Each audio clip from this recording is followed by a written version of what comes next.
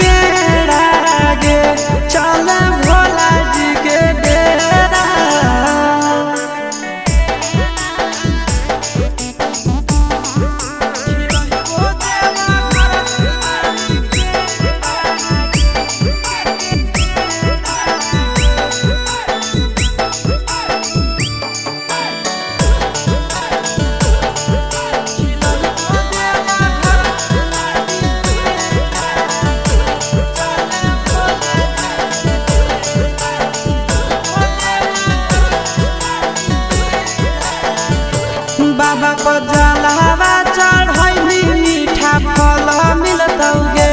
पैदल देव घर जैली दूल्हा पढ़ल मिलतौगे बाबा को जलावा चढ़ैली मीठा फल मिलतौगे पैदल देव घर जैली दूल्हा पढ़ल मिलतौगे चिंटू